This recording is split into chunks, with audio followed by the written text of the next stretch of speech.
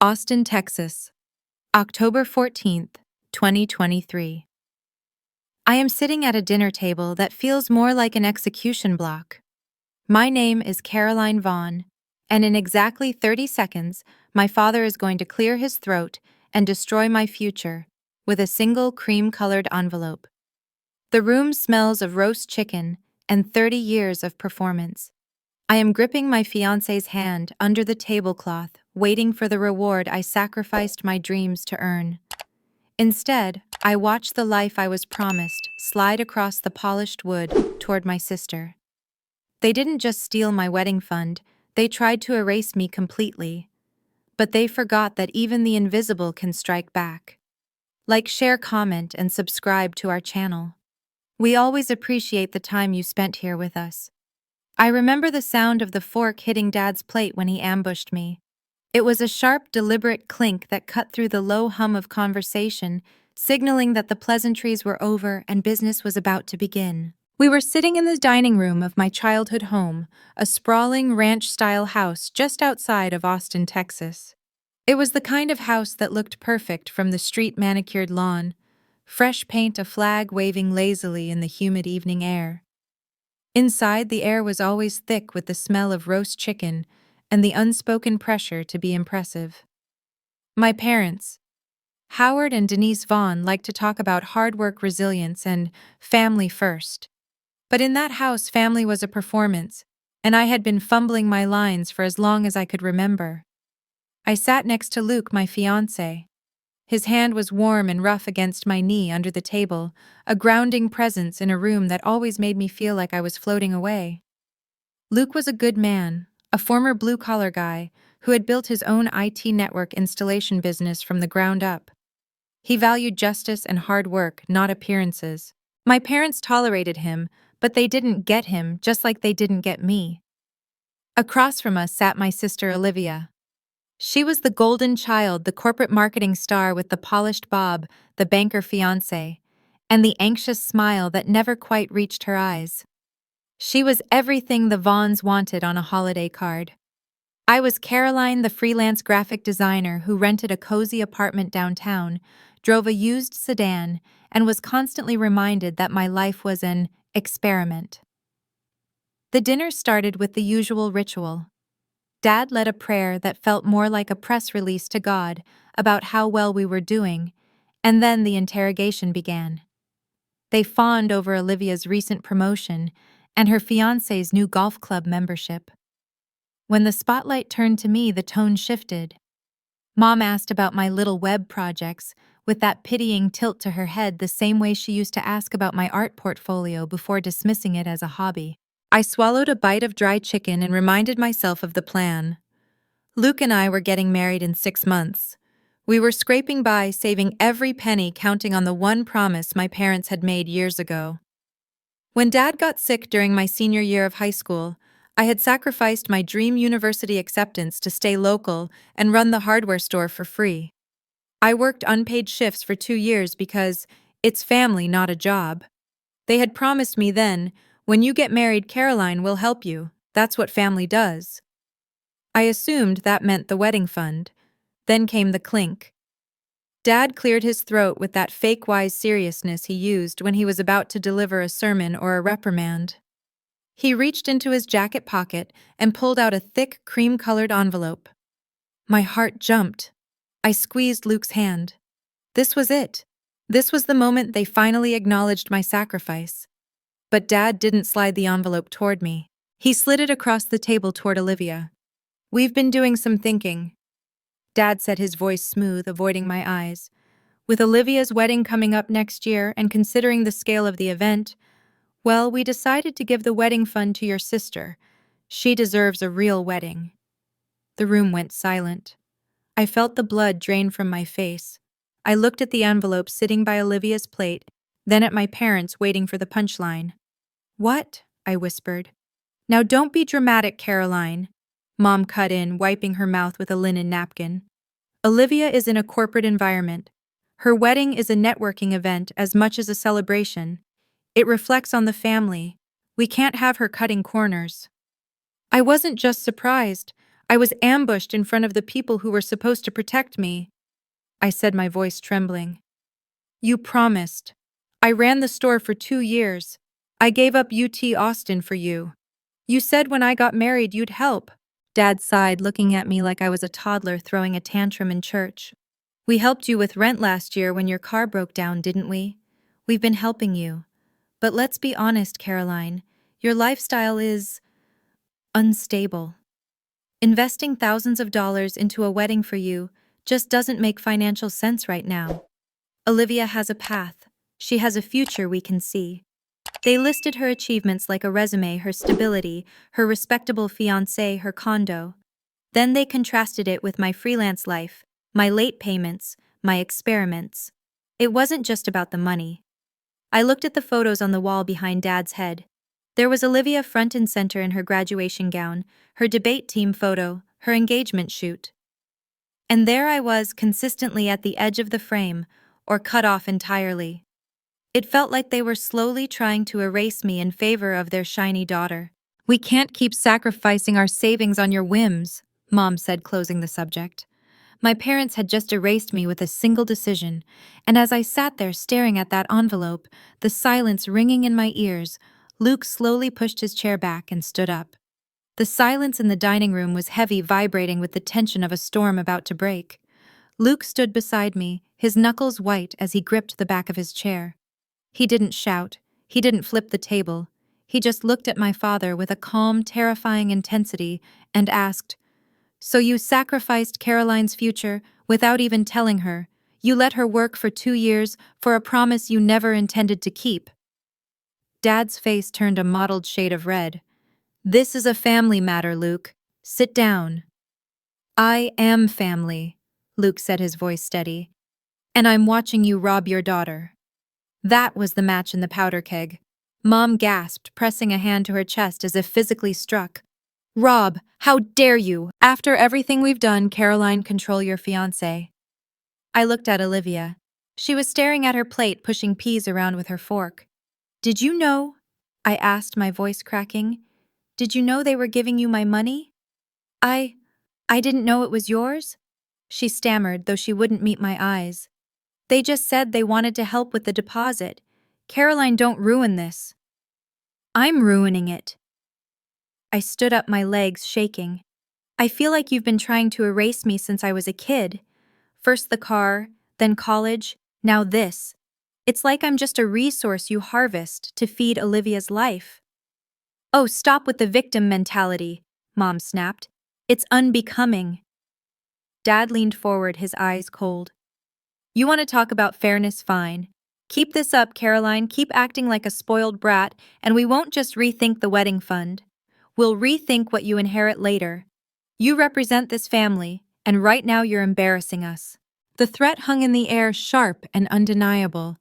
They weren't just withholding money, they were threatening my entire place in the lineage. Luke didn't let me answer. He took my hand, guided me out of the house, and drove me away from the only home I'd ever known.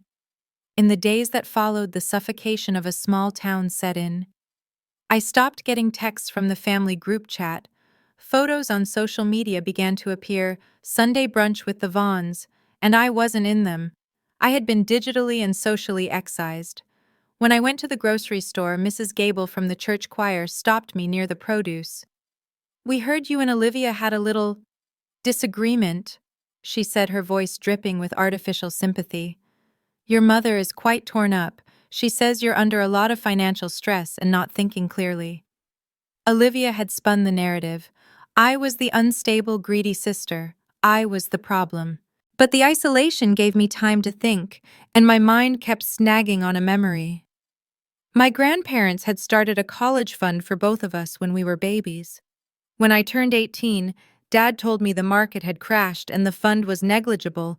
That was why I had to go to community college while Olivia went to state. But I remembered Grandma talking about compound interest like it was magic. It didn't add up. I went to the local bank on a Tuesday morning. Mr. Henderson, a man who had given me lollipops through the drive-through window when I was 5, was sitting at his desk. He looked hesitant when I asked to see the old account history for the trust my grandparents established. Caroline, usually your father handles these inquiries, he said, adjusting his glasses. I know, Mr. Henderson, but my name was on the original deed. I just want to see the history for my own records, please.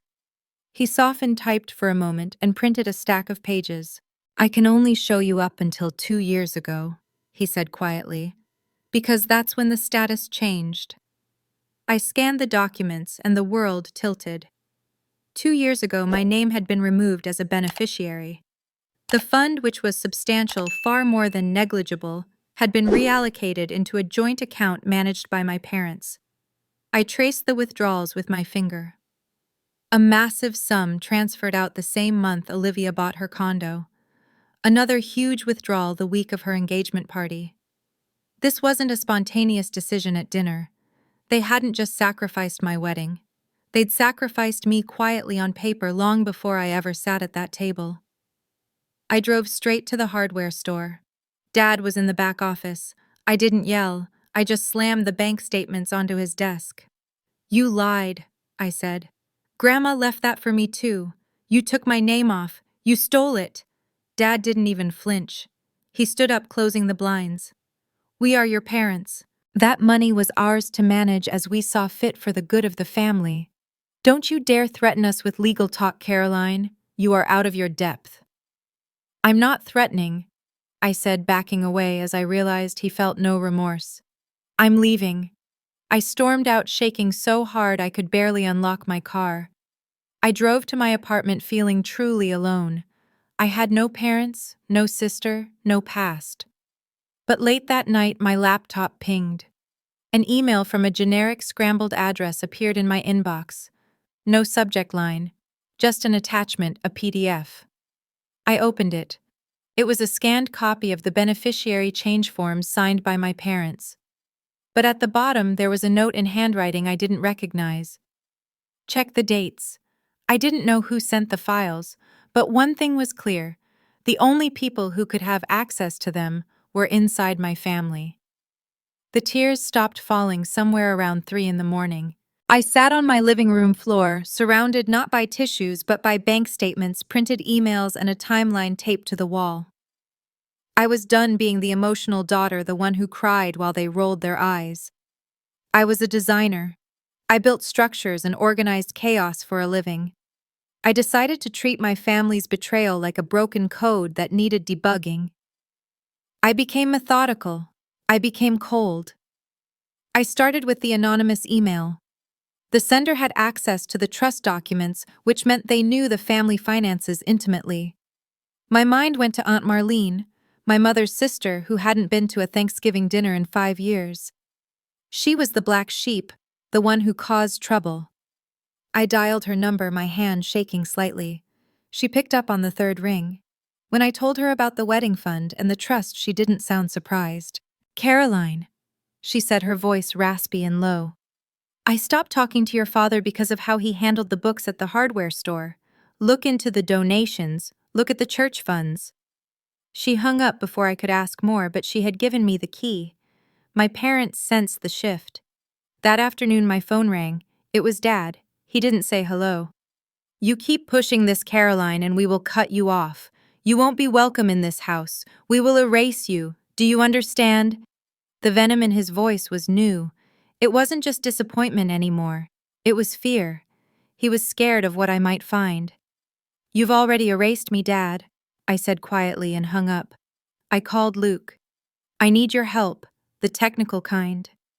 Luke came over with his laptop and an external hard drive. He was an IT specialist. He knew how to follow digital footprints that people thought they had scrubbed. We spent the next 48 hours digging.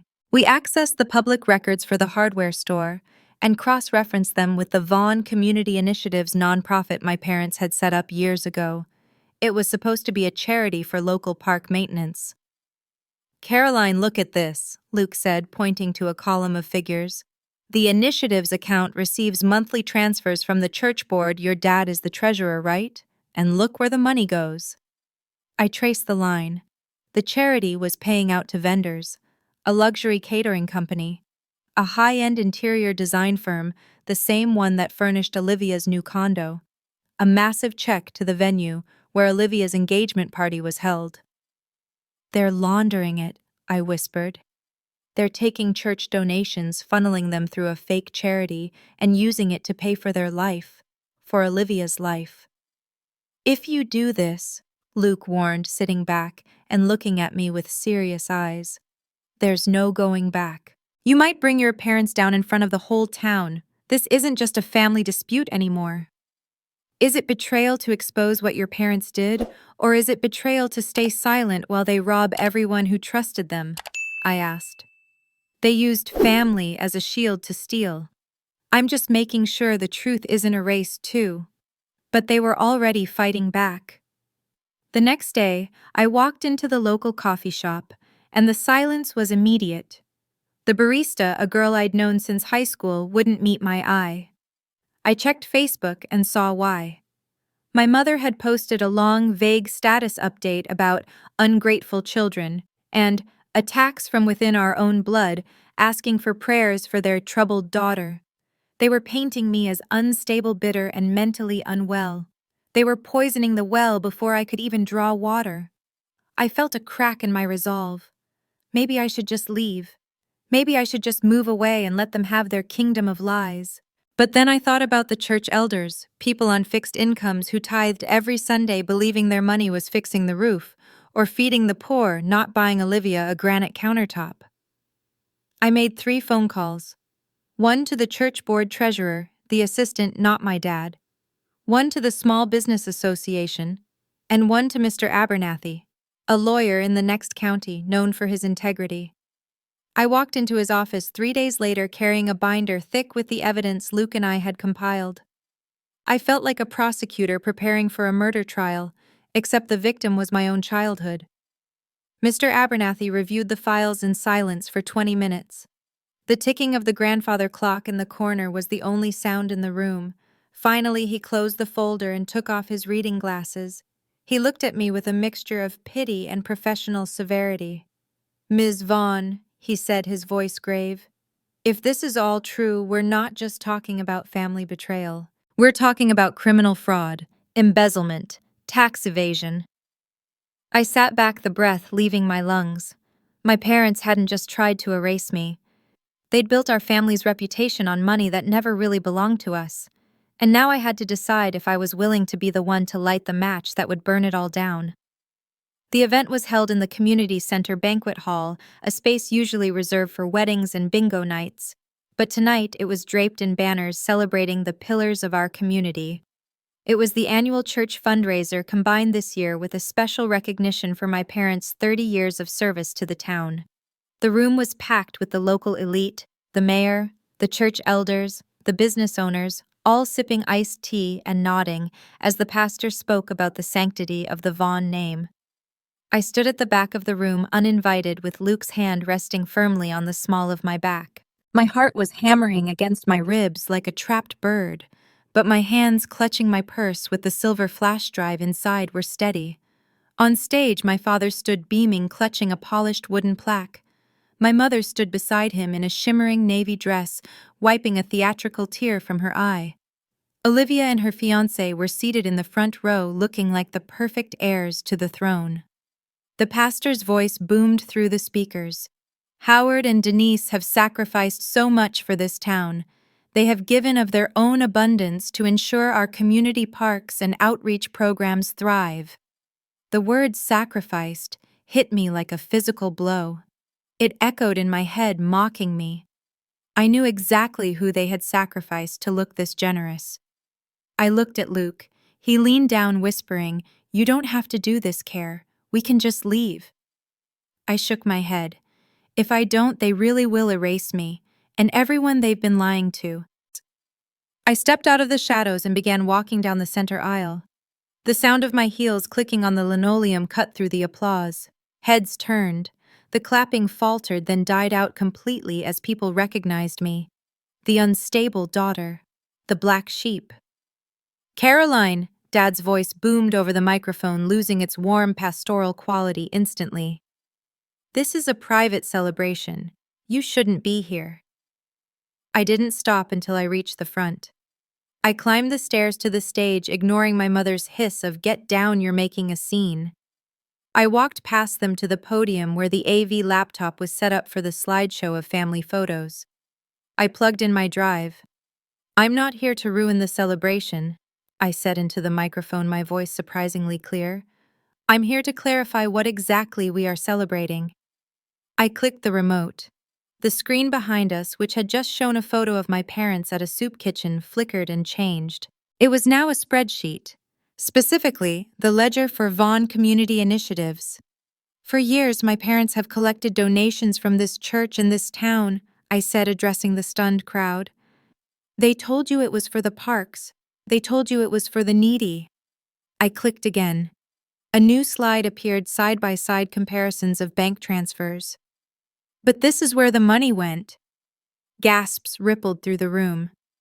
The projector showed a direct transfer of $12,000 from the charity account to a luxury catering firm, the same firm that had catered Olivia's engagement party. Another transfer showed $15,000 going to a high-end interior design group. "You're lying!" Mom screamed, lunging for the laptop, but Luke had stepped onto the stage and blocked her path with his broad shoulders. "She's sick. She's mentally unstable. Turn it off." "I'm not threatening my family," I said, turning to look my father in the eye. "I'm telling the truth about my family. You threatened me the night you decided my life was worth less than your image. You tried to erase me from the trust, and then you tried to erase the evidence." I clicked to the final slide, the beneficiary change form with my name whiteouted and the signatures forged. The room was deadly silent. The church treasurer stood up slowly in the third row, his face pale. The lawyer, Mr. Abernathy, was already taking notes on a napkin. "It's not true," Dad sputtered, sweat beading on his forehead. These are fabricated." Then movement in the front row caught everyone's attention. Olivia stood up. She looked from the screen to our parents, her face a mask of horror. She hadn't known the source of the money. She thought it was just family savings. She walked to the edge of the stage. "Olivia, honey, tell them," Mom pleaded. "Tell them your sister is jealous." Olivia looked at me, tears streaming down her face, and then looked at the crowd. "I heard them," she said, her voice shaking but audible. 3 months ago. I heard them talking about cleaning up the paper trail regarding Caroline's trust. I didn't know about the church money, but I knew they were cutting her out." She took a deep breath. "I was the one who sent Caroline the documents." The confession shattered the last of my parents' defense. The perfect Vaughn family was dismantled in seconds. Dad's face twisted into a snarl I had never seen in public. He lunged toward me, pointing a shaking finger. "You ungrateful wretch! After everything we gave you, you are no daughter of mine." The words hung in the air, violent and final, but instead of crushing me, they felt like a key turning in a lock. "For the first time in my life," I said into the silence, "those words don't shatter me. They set me free." I unplugged the drive, took Luke's hand, and walked off the stage.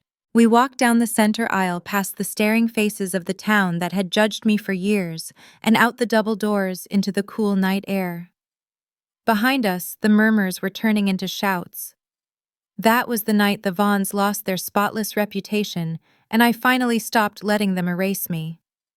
The fallout wasn't an explosion. It was a slow, grinding collapse. In the weeks following the fundraiser, the town didn't gasp so much as it exhaled, finally letting go of the collective pretense that the Vaughns were untouchable. A formal investigation was launched into the hardware store's finances and the Vaughn Community Initiatives. Dad stepped down from the church board before he could be voted out, citing health reasons. But everyone knew the truth. Mom lost her chair positions on the library committee and the garden club. The reputation they had spent 30 years polishing was stripped away, leaving only the raw, ugly wood beneath. I didn't feel triumphant. There is no victory in watching your parents shrink. I felt heavy, like I was carrying the weight of a funeral for people who were still alive. I was grieving not for the parents I had, but for the parents I had pretended they were the ones I kept hoping would show up if I just worked hard enough or stayed quiet enough. But mixed with the grief was a profound, lung-expanding relief. The secret was out. I didn't have to carry it anymore. Luke and I didn't stick around to watch the debris settle. We moved to a mid-sized city about an hour away, close enough to visit his family, far enough to escape the whispers of my hometown. We pooled our skills and launched a small business, a web and IT consultancy that helped local mom-and-pop shops modernize their systems. It wasn't glamorous. We didn't have a corner office or a gala to attend. But every invoice we sent was honest, and every dollar we made was ours. We were building a life on a foundation of concrete, not quicksand. 3 months after the move, Olivia reached out. Her engagement was on indefinite hold, her fiancé shaken by the scandal, and the sudden freeze on the family assets needed space. We met at a roadside diner halfway between our cities. She looked different, tired, less perfectly put together, more human. She ordered coffee and didn't touch it for 10 minutes. "I always thought I was the lucky one," she said, staring at the Formica table. "But I realized something after that night. They didn't just use you as the scapegoat, Caroline.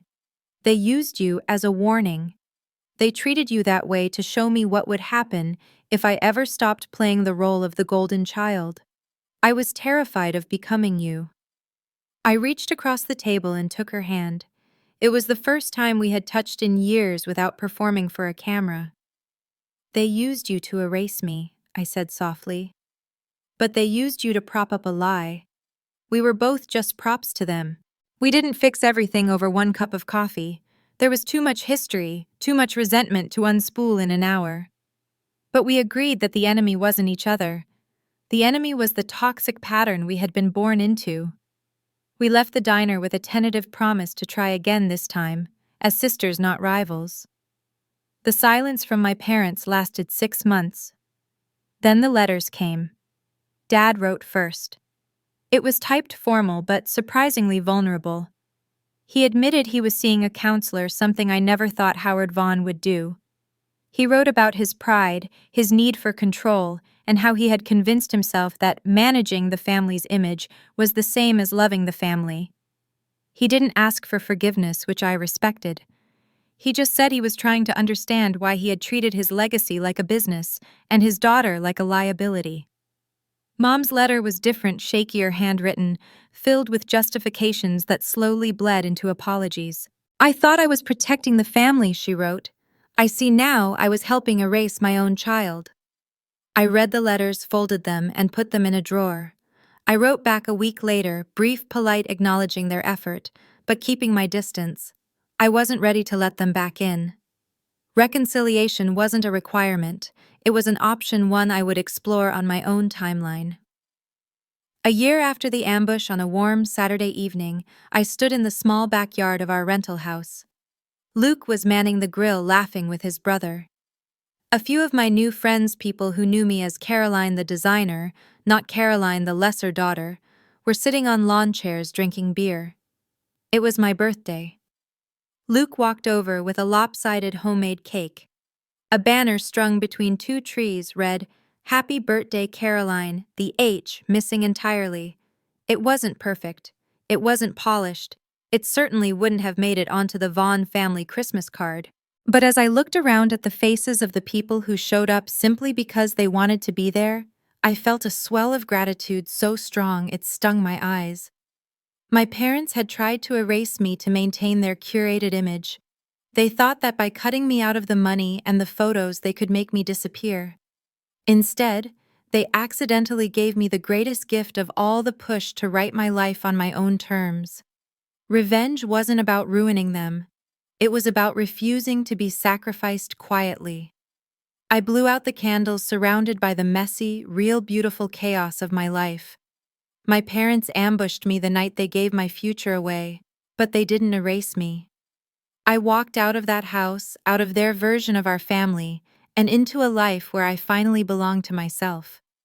Caroline's journey reminds us that the family we choose often heals the wounds inflicted by the family we are given. What did you think of Caroline's final act of self-preservation and the sister bond that resulted? Let us know in the comments below. We read every single thought you share. If you want more stories of betrayal and resilience, be sure to subscribe. Thank you for listening. This has been a story from Revenge Hour. We'll see you next time.